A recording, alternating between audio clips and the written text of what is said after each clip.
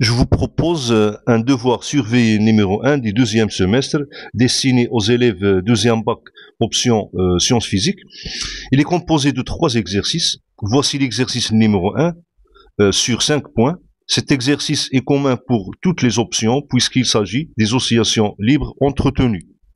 Voilà l'exercice 2 sur 8 points.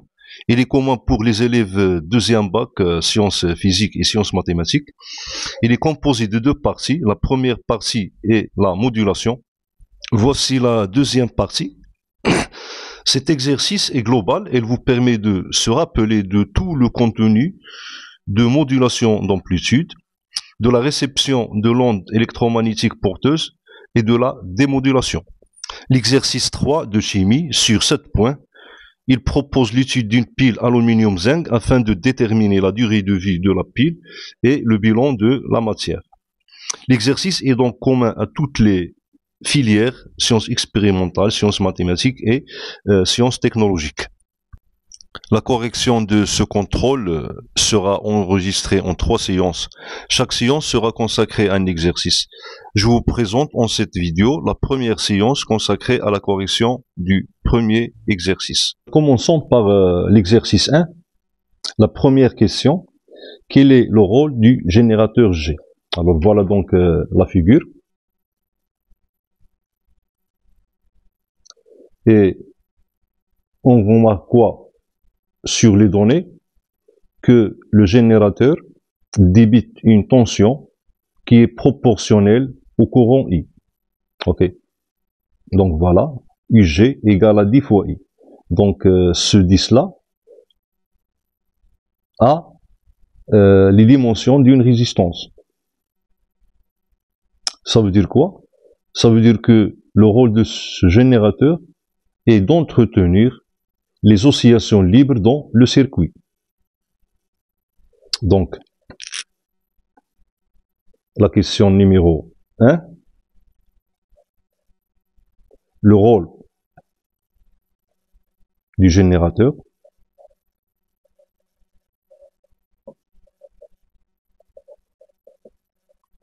est d'entretenir les oscillations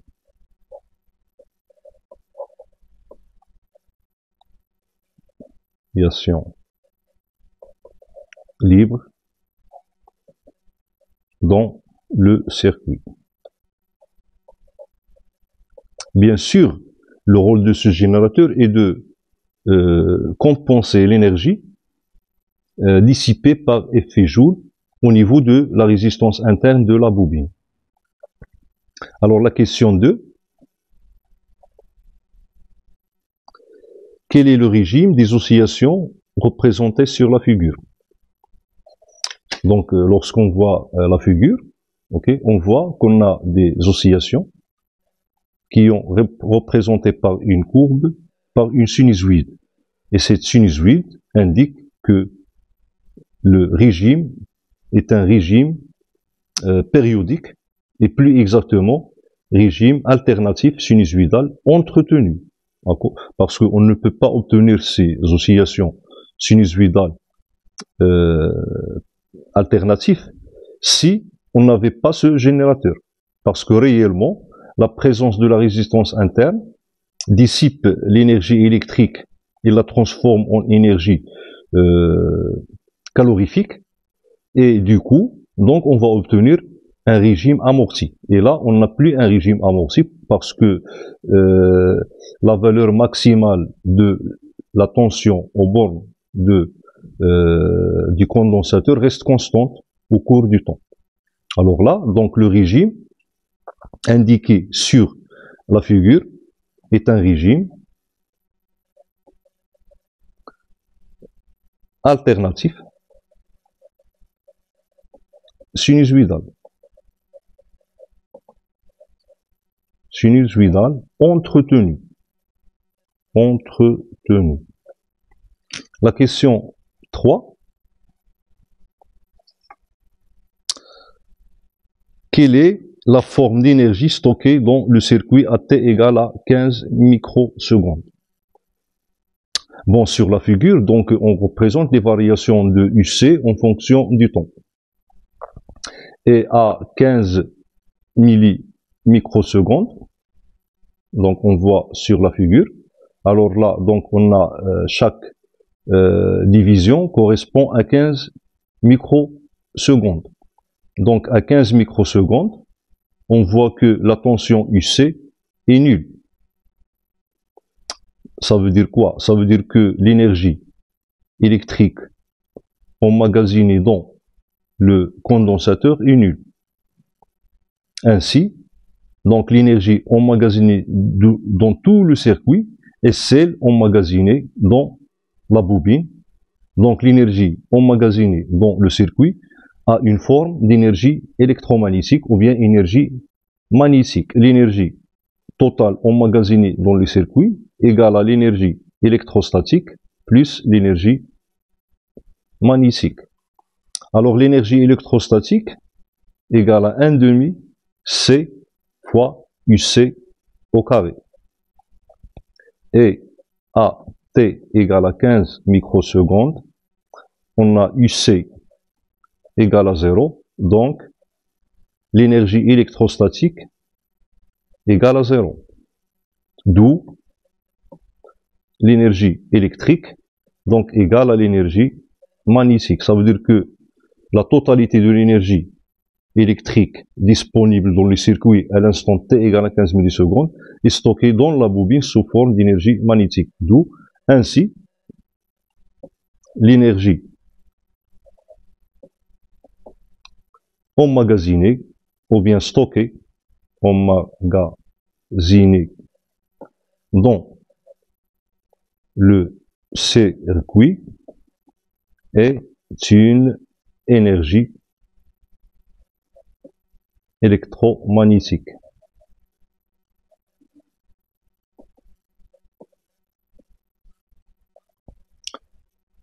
La question, donc, passons à la question 4.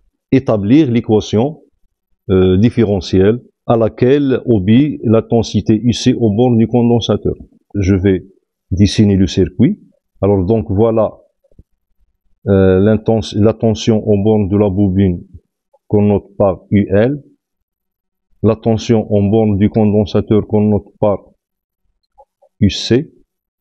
Donc, d'après l'additivité de tension, on a UL plus UC égale à UG. Alors, UL égale à L dI sur dt plus RI plus UC égale à UG. Bon, j'exprime UG en fonction de I. Alors, d'après les données, on a UG égale à 10 fois I. Ça veut dire que, alors, tout d'abord, on a DI sur DT n'est autre que C fois D carré UC sur DT. Donc, j'obtiens ici LC D carré UC sur DT au carré plus UC plus, alors R, alors aux données, on a R égale à 10. Donc, R I, et je ramène ce membre-là en ce membre-là, j'obtiens donc moins 10 fois I égale à 0. Ces deux termes s'annulent et j'obtiens finalement l'équation suivante, D carré UC sur DT au carré plus UC sur LC égale à 0. Alors voilà l'équation différentielle à laquelle obéit la tension UC. Bon, la question suivante, on a la solution s'écrit sous la forme de UC égale à E cosinus de pi sur T0 fois T. On doit donc trouver l'expression de T0. Donc, puisque cette solution, c'est la solution de l'équation différentielle, alors il doit vérifier l'équation différentielle. Pour cela, donc, j'ai besoin de la dérivée seconde. Donc, j'ai dérive UC une fois, la dérivée première, donc du UC sur dt, ça va donner Alors la dérivée du cosinus c'est moins sinus et je fais sortir ce coefficient de pi sur t0 et j'obtiens donc moins 2pi sur t0 e cosinus, pardon, sinus de pi sur t0 fois t. Puis je dérive une autre fois, une seconde fois, et j'obtiens d carré uc sur dt au carré, donc égal à, alors donc la dérivée du sinus c'est cosinus, et je fais sortir 2pi sur t0 hors du sinus, donc c'est un coefficient qui est constant, et j'obtiens finalement donc moins 2pi sur t0, le tout au carré, fois e, cosinus de pi sur t0 fois t. Ça veut dire que la dérivée seconde d carré uc sur dt carré égale à moins 2pi sur t0, le tout au carré, fois uc. Et finalement, donc puisque uc qui a cette forme doit être solution de l'équation différentielle, alors donc on a trouvé l'équation différentielle d carré uc sur dt carré, c'est moins 2pi sur t0, le tout au carré, uc, alors plus uc égale à 0. Donc je factorise par la fonction uc, alors finalement uc facteur de 1 moins 2pi sur t0, le tout au carré. Bon, ici, pardon, j'ai la racine carrée de, pardon, uc sur lc. Alors là, je dois avoir 1 sur lc. Donc 2pi sur t0 égale à 0. Et comme uc est une fonction, donc il ne peut pas être nul tout le temps, donc il peut s'annuler qu'à des instants. Alors donc la solution à cette équation est que 2pi sur t0, le tout au carré, doit être égal à 1 sur lc. Donc ça veut dire que t0 doit être égal à 2pi fois la racine carrée de lc. Alors voilà l'expression de t0, et vous voyez que la période propre ne dépend que des paramètres du circuit, à savoir la conductance L et la capacité C. Bon, la question donc 5.1, 5.2. Donc 5.2, montrer que la racine carrée de LC est homogène à un temps. Alors ici, bien sûr, il doit être homogène au temps parce que on a T0, c'est une période exprimée en secondes. Alors forcément, ce terme-là doit être exprimé en secondes. Alors là, je fais l'équation aux dimensions. Bon, alors là, on va partir pour L. Alors on sait que l'équation aux dimensions de la tension UL, voilà, donc U, égale à L, ça veut dire l'équation aux dimensions de L, fois dI sur dt. Et dI sur dt a l'équation de dimension de I sur l'équation aux dimensions de temps. Et pour C, alors C, donc là, on va voir l'équation aux dimensions de la tension au bord du condensateur, donc U, égale. Donc on a UC,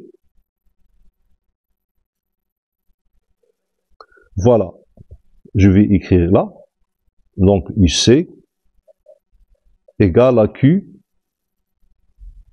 sur C, ok, et Q, donc on peut l'exprimer en fonction de la tension fois le temps, ça veut dire que l'équation aux dimensions de U, c'est l'équation aux dimensions de Q et l'équation aux dimensions, voilà, l'équation aux dimensions de Q sur l'équation aux dimensions de C. Et l'équation aux dimensions de la charge Q, c'est l'équation aux dimensions de I fois l'équation aux dimensions de T divisé par l'équation aux dimensions de C. Alors là, je peux en déduire l'équation aux dimensions, ou bien je divise, cette équation-là sur cette équation-là. Alors, l'équation en dimension de U sur l'équation en dimension de U me donne 1, qui est égal. Donc, je divise cette équation sur celle-là, et j'obtiens donc l'équation aux dimensions de L, voilà, L, fois l'équation aux dimensions de I, sur l'équation aux dimensions de T, divisé par U et U, donc j'inverse et j'obtiens fois l'équation aux dimensions de C, divisé par l'équation aux dimensions de I, fois l'équation aux dimensions de T. Et j'obtiens finalement donc 1 égale, alors là, j'aurai l'équation aux dimensions de L fois l'équation aux dimensions de C. Donc, je simplifie par I. Il me reste ici l'équation aux dimensions de temps au carré.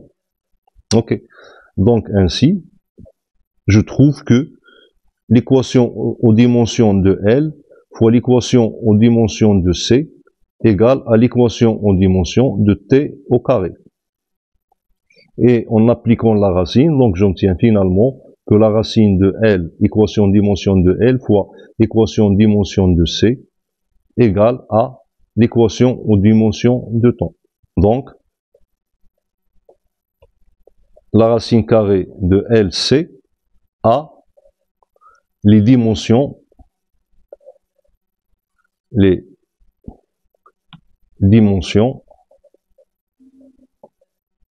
d'un temps. Et s'exprime en secondes. Exprime en secondes. Bon, l'avant-dernière question, je pense, la question 5.3. 5.3. Alors, on doit déterminer graphiquement la période propre T0. Donc, sur le graphe, donc, je rappelle que la période, c'est l'intervalle de temps qui sépare deux valeurs maximales ou bien deux valeurs minimales. Alors, et on voit que deux valeurs maximales sur le graphe sont séparées par 4 divisions. Donc, je compte 1, 2, 3 et 4. Une division correspond à 15 microsecondes. 4 divisions correspondent à 60 microsecondes. Donc, graphiquement, on a T0 égale à 60 microsecondes. Et la question donc 4, elle est évidente. Calculer la valeur de la capacité C du condensateur. Alors donc on a trouvé que, donc ici 5, 4, T0